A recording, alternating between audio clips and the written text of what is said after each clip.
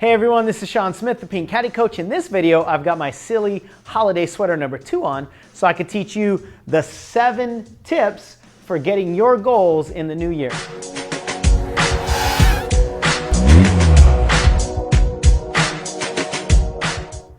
Now, if you didn't watch the first video with silly holiday sweater number 1, I'll make sure to put a link on this page so you can do that. In that video, I talk about how to review your year, because when the year changes, there's 2 things that you've got to do. You've got to look back on the previous year and get the lessons and all the stuff that you need from that so that you can look forward in the new year and set yourself up for wild success. And that's what we're going to talk about with this 7-step process. So it's really important that you're set up properly to go into the new year, because if you're not, then you're probably just going to repeat last year's performance. And since most people aren't super enthused about what they did the previous year, you don't want to just repeat it. You want to set yourself up for a bigger, better breakthrough year. So the first piece is I want you to release the judgment. And what I mean by that is so many people are carrying around negative judgments from the past, generally focused on themselves. You know, I'm not disciplined enough. I didn't work hard enough. I don't really have what it takes. And when you're carrying around all that negative judgment from the past, then it really acts like excess baggage that you've got to shed before you can start this new journey. So here's what I know. Wherever you are in your business and wherever you are in your life, that's where you are. And I'm positive that's not where you thought you would be. It's not where you wanted to be. I've never met the person yet who is as far along in their journey as what they would want to be, because we all have a little bit more that we can go. That's called ambition. But the bottom line is, you getting angry and you judging yourself negatively about last year is not going to set you up for a better this year. It's actually going to keep you energetically connected to the negative results. So release the negative judgment, accept where you are so that you can move forward, because you can't change anything that you haven't first embraced. So embrace the reality of where you are, not because you like it, because that's just the truth. Then the second thing is I want you to reassess your effort. Now, I don't want you to take a look at what results you had or didn't have. I want you to take a look at your effort. Did you put in enough time? Did you put in enough energy? Did you clear your schedule? Like a lot of people, they just need time management tips so that they can create a good schedule and optimize their performance. Most people are looking at their results. They don't like the results that they got, and then they're just carrying around all this, again, negative judgment. But when they assess themselves, they assess the performance, they assess in terms of effort. They assess in terms of results. I want you to assess in terms of your efforts, because it's your efforts that you can change, and you have to change your efforts in order to create new outcomes. So don't get stuck on the outcomes. Let's take a look at the efforts and behavior patterns. That's where we're going to be able to shift some things going into the new year. The third thing is I want you to remove your emotion. There's a lot of emotional attachment that people have that doesn't serve them in the achievement of their goals. So your emotional attachment to a title or to a certain dollar amount or to achieving some goal that you promised your friends or your family or team members you were going to achieve, that's not going to help you, because your attachment is on a tangible outcome. I want you to remove all the emotional attachment, especially anything that is focused on tangible stuff. And I want you to tap into the emotion you have around being a better version of yourself and really tapping into the potential that you have inside of you. That's the emotion that can serve you, that fighting emotion that causes you to want to get back up. The emotion that's attached to the outcomes is always going to drag you down, because ultimately you're not in 100% control of those outcomes. So tap into the positive emotion, the heart-centered drive that you have inside of you. That will fuel you. Remove the attachment to all the other tangible stuff. That's not going to serve you. The fourth thing is I want you to refocus on new targets. See, a lot of people, what they do is they just take the same goal that they had last year and throw it into next year. And if you've got some of this emotional attachment around the failure to achieve last year's goal, then just putting the exact same target out there, saying, okay, let's shoot for that same thing again, probably isn't going to serve you because you have emotional connection to the targets that you've already failed at. And a lot of people in this industry are going for the same goals over and over and over again. They want to be a director, they want to be a national, they want to hit red jacket, they want to do, make the trip, whatever it is. And unconsciously, emotionally, those goals that you haven't achieved in the past probably have painful associations to them.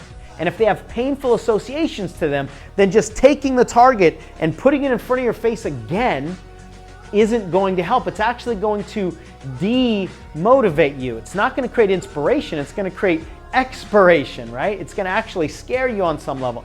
So the trick is to just change the target. Now, it doesn't have to be a fundamental change. So you can go from wanting to get the Cadillac, let's say, and then just focus on the amount of production, $16,000 a month, or I would actually make it something different. Not the actual dollar amounts that you have to do. I would throw your own stuff on there. I would make it like $16,354 because anything weird like that you've never tried before is a blank slate. So you don't have any negative associations to the failure of the past because you've never gone for that one before. So even if your target is actually basically the same, put a different spin on it so you remove the painful associations to it. And then the fifth thing is, because you have a new target, you also want to create a new game plan. And even if it's similar, adding something that's different provides hope that your outcomes can be different, provides hope for a new future. So you want to reassess all of this and then recreate a new game plan based on your new target. And it really is like starting over, not from a negative sense, like you've got to do everything over again, like you got knocked all the way back down to zero, but you're starting fresh. You're starting a new day with all the wisdom and experiences you have from the past, but you're starting again. And that fresh energy is something that most people are missing going into the new year.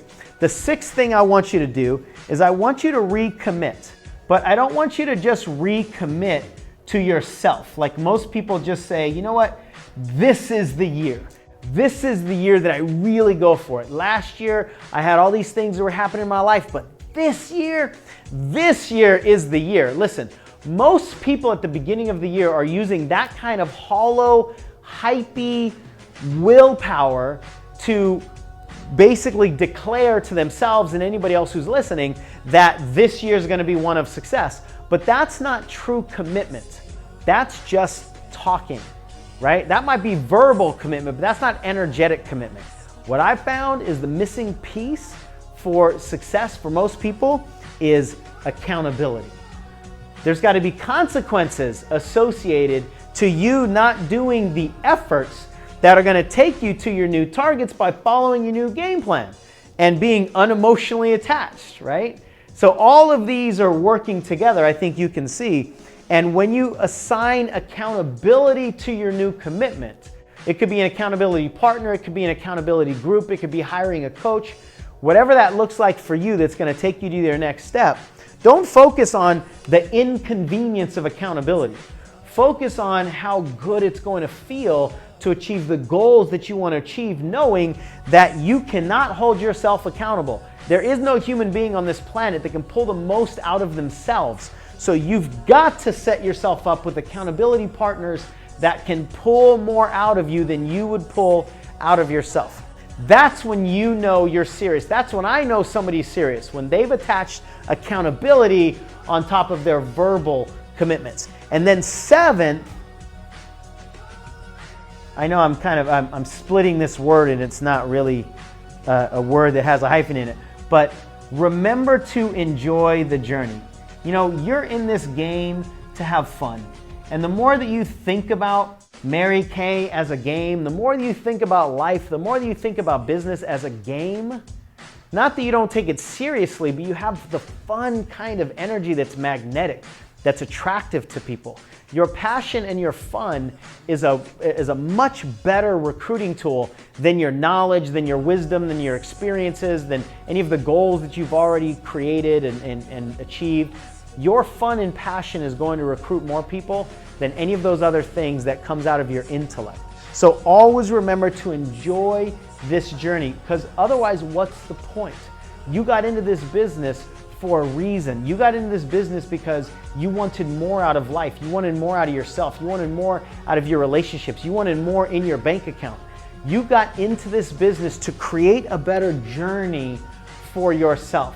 So remember that that is the ultimate goal. That's your North Star. Use that as the way to assess whether you're on the right path or not. And if you're not having fun in your business, you're doing something wrong. That doesn't necessarily mean you need to quit the business, but you're not in the business correctly if it's not fun. Mary Kay Ash didn't create this company to create misery for other people. She created an opportunity, and you can take that opportunity and attach your energy the right way, and all of your results are going to be so much better when you're remembering to enjoy the journey. So hopefully these 7 steps really help you go forward in the new year and shift your energy, shift the emotional attachment, give yourself some of that new hope-filled desire, that hope-filled drive for something better this year, and make it real. Don't just make it lip service, make it real. Add the accountability, add the support that you need,